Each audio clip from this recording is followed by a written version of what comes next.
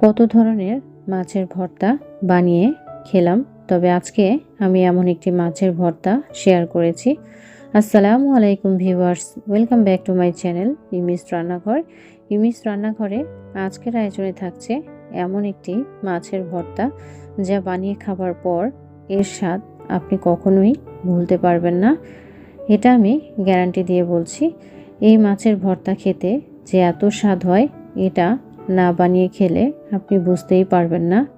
আর এটা তৈরি করতে মাত্র 15 মিনিটের মতো সময় লাগে। আর এই মজার ভর্তাটা বানানোর জন্য আমি এক টুকরো বড় সাইজের পাঙ্গাস মাছ নিয়েছি। মাছের টুকরোটাকে ভালো মতো ধুয়ে নিয়েছি। মাছের এই কালো অংশ পাটায় ঘষে পরিষ্কার করে নিয়েছি। যেহেতু এটা পাঙ্গাস মাছ, আপনারাও চেষ্টা করবেন পাটায় ঘষে এটাকে পরিষ্কার করে নিতে, এই কালো অংশগুলোকে। এখন এর মধ্যে অ্যাড করে নিচ্ছি 1/4 চা চামচ হলুদের গুঁড়া, 1/4 চা চামচ লাল মরিচের গুঁড়া আর স্বাদ মতো লবণ। মাছের টুকরোটাকে ভালো মতো মাখিয়ে নিচ্ছি। আর মাখানো হলে এটাকে এক সাইডে রেখে দেব।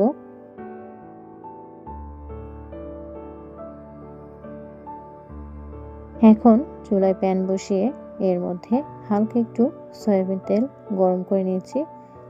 এখন এর মধ্যে অ্যাড করছি অনেকটা পেঁয়াজ কুচি আর রসুন কুচি।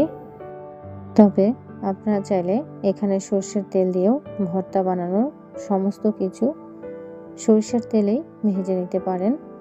পেঁয়াজ আর রসুনটাকে নেড়ে চেড়ে হালকা একটু নরম করে ভেজে নিব চুলার মিডিয়াম আঁচে 3 থেকে 4 মিনিটের মতো। পেঁয়াজ আর রসুন থেকে ভাজার সুন্দর একটা ফ্লেভার আসবে, তখন এগুলো নামিয়ে নিব। এর থেকে বেশি ভাজতে যাবেন না, তখন আর ভর্তাটা খেতে ভালো লাগবে না। এখন ওই একই প্যানের মধ্যে দিয়ে দিচ্ছি আরও একটু সয়াবিন তেল। তেল গরম হয়ে এলে দিয়ে দিচ্ছি মেখে রাখা পাঙ্গাস মাছের টুকরোটা। মাছের টুকরোটাকে উল্টিয়ে পাল্টিয়ে ভালো মতো ভেজে নিব চুলার মিডিয়াম আঁচে 7 থেকে 8 মিনিটের মতো। মাছ ভাজার ফাঁকে দিয়ে দিচ্ছি বেশ অনেকটা শুকনো মরিচ। এই শুকনো মরিচটায় যেহেতু ঝাল বেশি, আপনারা চাইলে কম ঝালের যে মরিচটা আছে সেটাও নিতে পারেন। যারা ঝালখোর রয়েছেন তারা আমার মতো এই ঝাল ঝাল শুকনো মরিচটা নিতে পারেন। শুকনো মরিচটা মচমচে হয়ে আসলে এটাকে উঠিয়ে নিব। এর থেকে বেশি ভাজবো না, এটাকে একটু লাল লাল রেখেই এটাকে ভেজে নিব।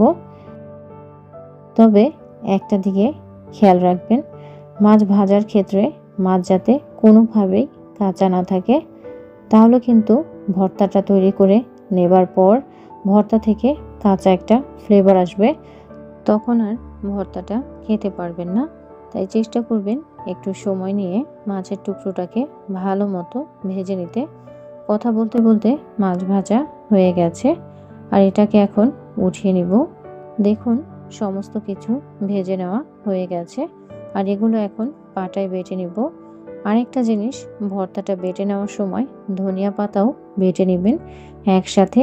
আমি এখানে বিলেতি ধনিয়া পাতা ব্যবহার করেছি। আপনাদের কাছে যেটা অ্যাভেলেবল থাকবে সেটাই ব্যবহার করার চেষ্টা করবেন। আর অবশ্যই ধনিয়া পাতা অ্যাড করবেন এই ভর্তাটায়, এতে করে ভর্তা থেকে খুব সুন্দর একটা ফ্লেভার আসবে। অফ স্ক্রিনে আমি ভর্তাটা বেটে নিয়েছি। এখন সবশেষে অ্যাড করছি সরিষার তেল। সরিষার তেল আমি উপর দিয়েই দিয়ে দিলাম। এর কারণ হচ্ছে ভর্তাটা অনেকক্ষণ যাবৎ ভালো থাকবে, নষ্ট হওয়ার কোনো চান্স থাকবে না। আর এভাবেই বানিয়ে ফেললাম মজাদার এই মাছের ভর্তাটা। আমার আজকের ভিডিওটি যদি আপনাদের কাছে ভালো লেগে থাকে তাহলে অবশ্যই লাইক, কমেন্ট এবং শেয়ার করতে ভুলবেন না। আর পাশে থাকা বেল আইকনটি অবশ্যই ক্লিক করে রাখবেন, যাতে নতুন নতুন রান্নার ভিডিও সবার আগে আপনার কাছে পৌঁছে যায়। আর যারা ফেসবুক থেকে দেখবেন তারা অবশ্যই আমার পেজটিকে ফলো দিয়ে রাখবেন। আজ এই পর্যন্তই। সবাই ভালো থাকবেন, সুস্থ থাকবেন। আল্লাহ হাফেজ।